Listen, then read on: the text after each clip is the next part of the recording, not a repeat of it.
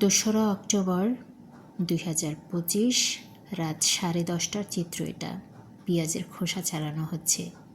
মনে তো হচ্ছে কিছু একটা রান্না হবে। কি দিয়ে কি রান্না হবে দেখি। ওয়াও, মাংস চলে আসছে।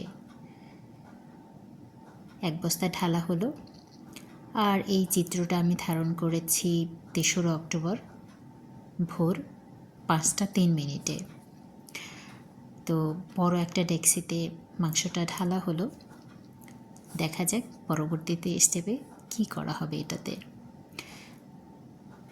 লাইটের স্বল্পতার কারণে অ্যাকচুয়ালি একটু প্রবলেম হচ্ছে। কেউ হয়তো টর্চ কিংবা মোবাইলের আলো ধরছে।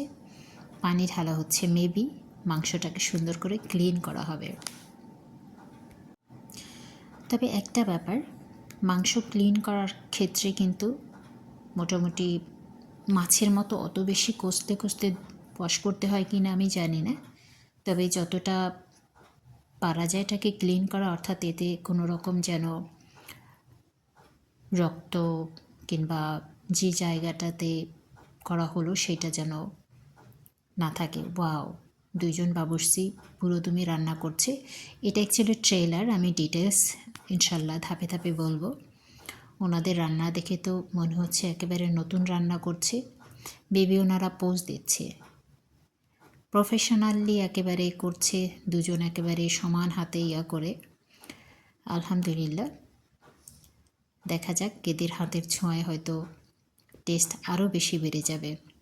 ওয়াও, একজন আছে ভীষণ এক্সপার্ট, তিনি তো আবার আর একটা ডেক্সিতে গিয়ে নাড়ছেন, যেটা দেখে সত্যি খুব অন্যরকম লাগছে খাবারের টেস্ট বাড়ানোর জন্য।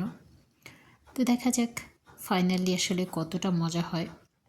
বাট বেসিকলি উনি খুব ভালো রান্না করেন যতদূর আমি জানি।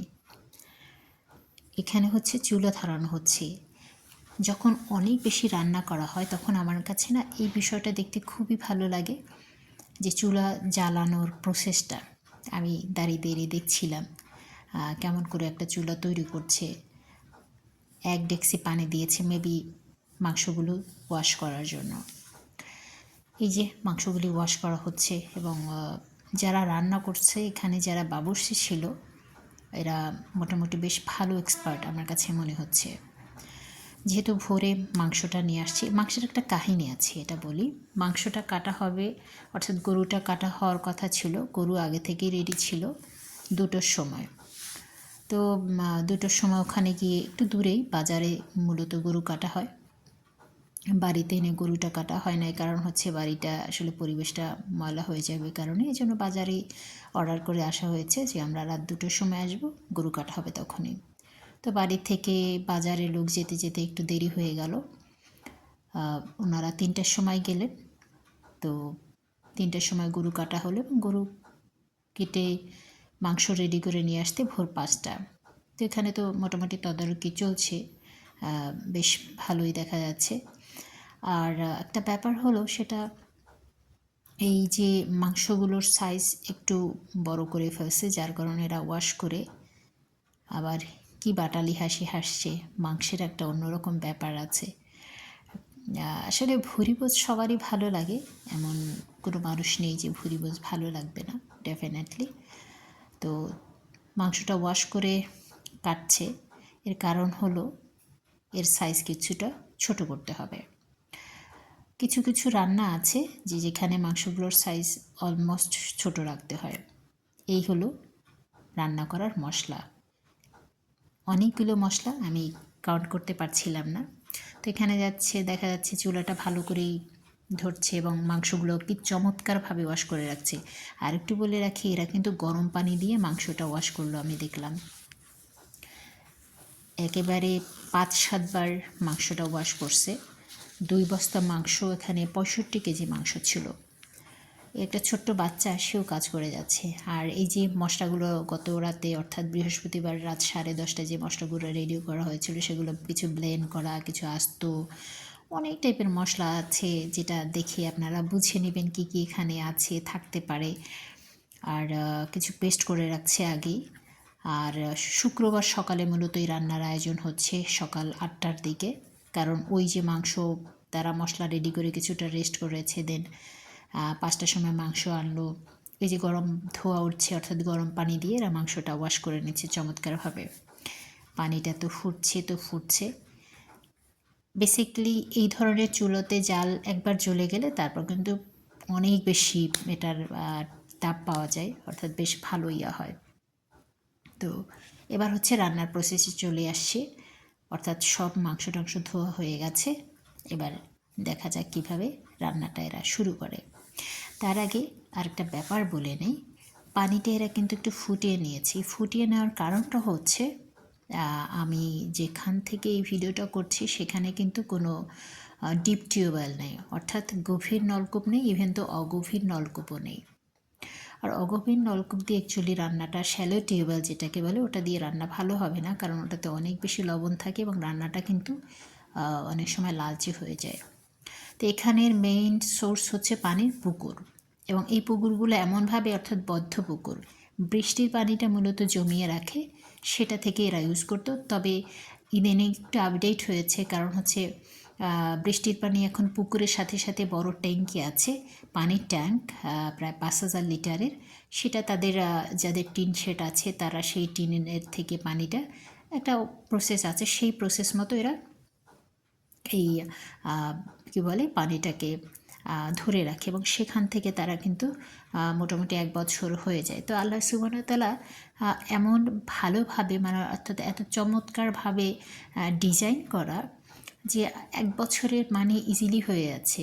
যে পরিমাণ বৃষ্টিপাত হচ্ছে এবং যে পরিমাণ মানুষ পানি ধরে রাখছে, আমি খবর নিয়েও জেনেছি, শুনলাম তাদের সাথে কথা বলে, যে অলমোস্ট 1 বছর এদের কিন্তু হয়ে যাচ্ছে এই পানিতে।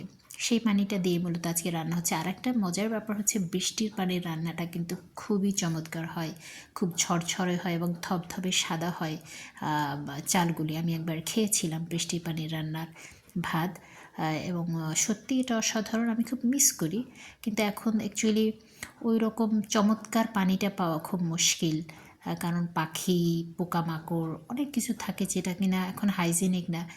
আর একটা ব্যাপার হচ্ছে, আমরা অনেক বেশি শৌখিন হয়ে গেছি, সেই আগের মতো ইদানিং বাচ্চারাও আগের মতো, ওদের হজম শক্তি কমে গেছে,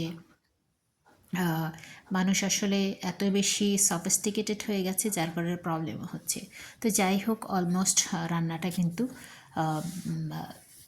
কি বলে শুরু করে দিয়েছে। এখানে তেল, ঘি, পেঁয়াজ অনেক কিছু দিয়েছে, অর্থাৎ রান্নার ওই সময়টা অ্যাকচুয়ালি আমার কল করছিল।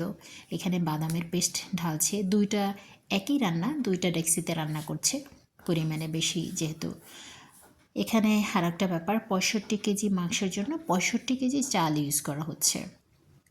নর্মালি বিরিয়ানিতে আমি বলেই ফেললাম, এটা বিরিয়ানি রান্নাই হচ্ছে, যে সমান সমান দিতে হয়, চালের পরিমাণ মাংসের পরিমাণ সমান দিতে হয়। আর যদি একটু বেশি মাংস দেওয়া হয় সেক্ষেত্রে এটার 1.5 গুণ দেওয়া যেতে পারে, অনেকে ডাবলও দেয়, তবে ডাবল দিলে একটু অতিরিক্ত কিন্তু ভালোও লাগে না। এই যে এটা কী দিচ্ছে, এটা আসলে ঠিক বুঝতে পারছি না, বেবি আদার পেস্ট, না আদা তো আরও একটু বেশি দেওয়ার কথা, রসুন দিচ্ছে ভাগ ভাগ করে।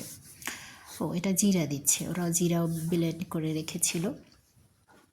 এই রান্নার প্রসেসটা দেখতে আমার আসলে খুব ভালো লাগে। আমি যদিও খুব একটা যে রান্না পারি সেটা না, তবে দেখে দেখে তো শেখা যেতেই পারে, এবং আমার গুরু বলা যেতে পারে কিন্তু ইউটিউব। আর এইরকম সরাসরি রান্না দেখার, পুরো প্রসেস দেখার সৌভাগ্য আমার কোনো দিনও হয় নাই। This is the first time এই রান্না এইভাবে আমি দেখছি, আলহামদুলিল্লাহ। এটার পেছনের কারণটা আমি বলতে চাচ্ছি না, বাট আলহামদুলিল্লাহ এইবার মনে হয় আদা দিচ্ছে, এবং আদাটা কিন্তু কিছুটা কি বলে, খুব পেস্ট, একদম মিহি পেস্ট না, কিছুটা কি বলবে যে র টাইপের থাকছে। তো রান্নার একটা প্রসেস আছে, এবং সবার রান্নার হাত কিন্তু এক হয় না, এক একজনের রান্নার হাত এক এক রকম। আর এই যে খুন্তি দিয়ে নাড়ছে, মাই গড, ওটা তো আমি তুলতেই পারবো না, এতটা ওজন লাগবে, নর্মালি অনেক বেশি ওজন হয়। তো যাই হোক, দেখা যাক পরবর্তী স্টেপগুলোতে কি হয়। তো এই আরেকজন আসলেন, যে উনি আসলে চেক করে গেলেন যে কী না কী হচ্ছে। এর পরবর্তীতে যেটা হলো, মাংসটা দিয়ে দেওয়া হলো। মাংসটা দিয়ে প্রথমে মাংসটা সুন্দর মতো কষাবে, মেবি কষানোর পরে হয়তো তারা পরবর্তীতে প্রসেসে যাবে। আর একটা ব্যাপার, সেটা হলো পরিষ্কার পরিচ্ছন্নতার ব্যাপার, যেটার জন্য আমি বারবার বলছিলাম যে যখনই রান্না করা হোক না কেন তার উপরে শেড দিয়ে নেওয়ার জন্য অথবা ক্লিন করে নেওয়ার জন্য, সেটা যদি ওপেন স্পেসে হয়। তবে এটা ওপেন স্পেস ছিল না, এটা একটা ঘরের মতো ভাঙাচোরা ঘর, অনেক আগে এটাকে কাছারি বলে, তো সেটা এখন আর হচ্ছে না। তো এই যে আরেকজন সুন্দর মতো চলে আসছে রান্না করার জন্য, ভেরি নাইস। তো রান্না করা কমপ্লিট হয়ে গেছে, শেষ নাড়াটা উনি দিলেন, আর 4টা ডেক্সিতে রান্না হলো আলহামদুলিল্লাহ। এটা একেবারে ডেক্সি ভরা ভরা, উপরে কিছু কি বলে আগুন দিয়ে দেওয়া হলো এটা উপর থেকে সিদ্ধ করার জন্য। তো এবার হচ্ছে প্যাকেটিং হবে, তো প্যাকেট করার জন্য এরকম যে করতে হয় সেটা আমি জানতাম না। আমি জানতাম ওখান থেকে উঠে, কিন্তু এটাকে ঠান্ডা করতে হয় তারপর প্যাকেট করতে হয়। তো মজার ব্যাপার হলো এই যে পলিথিনটা বিছিয়ে নিল এবং লোকজন দেখলাম যে হাঁটাহাঁটি করবে, তারপর হয়তো ওই রাইসটা ওখানে বিছিয়ে ঠান্ডা করবে, যেটা আমার ভালো লাগছিল না। এই জন্য আমি চেষ্টা করলাম যে ঠিক আছে এটাকে একটু ক্লিন, তো দেন আমি সুন্দর করে পা ওয়াশ করে নিলাম, দেন উপরে পলিথিনটাকে চমৎকারভাবে মুছলাম। এখন আমার পায়ে অন্য একটা পলিথিন দিয়ে নিলে ভালো হতো, তবে আমি চেষ্টা করেছি আমি যে জায়গায় পা রেখেছি সেইখানে রাইসটা না ঢালার জন্য, এবং আমি দেখতেই পাচ্ছেন আমার পায়ের কোনো রকম কোনো স্পর্শ লাগেনি, এবং যে জায়গায় পা দিয়েছি সেখানে কিন্তু আমি রাইস না রাখার চেষ্টা করেছি।